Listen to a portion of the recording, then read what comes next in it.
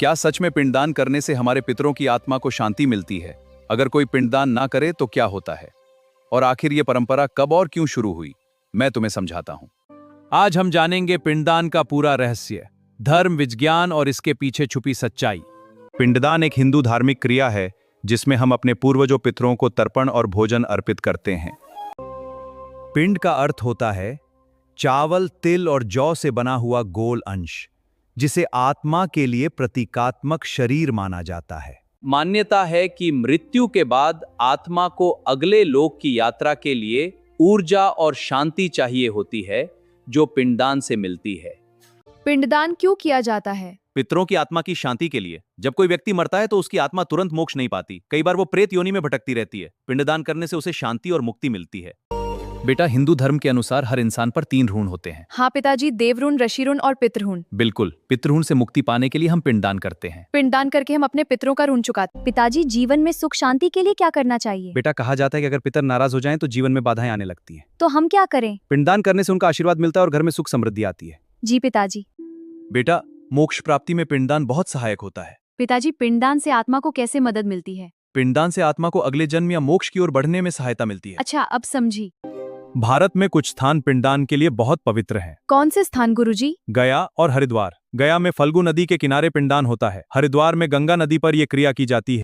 प्रयागराज और काशी, वाराणसी में किया गया पिंडदान विशेष फलदायी माना जाता है। क्यों गुरुजी? क्योंकि ये तीर्थ स्थल पितरों की आत्मा को शांति और मोक्ष दिलाते हैं। पिंडदान कब किया जाता है? पितृपक्ष, श्राद्ध पक्ष, साल में एक बार, मृत्यु के बाद 10वें, 11वें या 13वें दिन, अमावस्या के दिन। पितृपक्ष में किया गया पिंडदान सबसे अधिक महत्वपूर्ण माना जाता है। क्या इसका कोई वैज्ञानिक कारण भी है?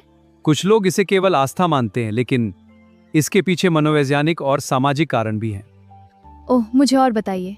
ये हमें अपने पूर्वजों को याद करने और सम्मान देने की भावना सिखाता है। हाँ, परिवार को जोड़कर रखने की परंपरा है। और मानसिक शांति मिलती है कि हमने अपने कर्तव्य निभाए। बिल्कुल, ये हमें अंदर से संतुष्टि देता है।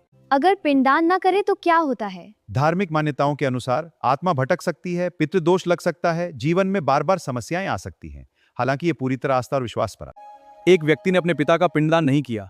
फिर क्या हुआ? कुछ समय बाद उसके जीवन में लगातार परेशानियां आने लगी। तो फिर? जब उसने गया जाकर विधि विधान से पिंडदान किया तो धीरे धीरे सब ठीक होने लगा। बेटा, यह कहानी हमें सिखाती है कि परंपराएं सिर्फ रीति रिवाज नहीं, बल्कि भावनाओं और कर्तव्यों का हिस्सा हैं। कैसे पिताजी?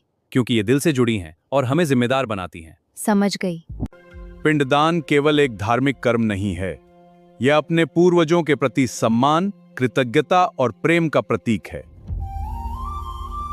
चाहे आप इसे आस्था माने या परंपरा, लेकिन यह हमें अपनी जड़ों से जुड़े रहने का संदेश देता है। अगर आपको ये जानकारी पसंद आई हो तो वीडियो को लाइक करें और ऐसे ही धार्मिक और ज्ञानवर्धक वीडियो के लिए चैनल को सब्सक्राइब करें। जय श्री राम सिंह।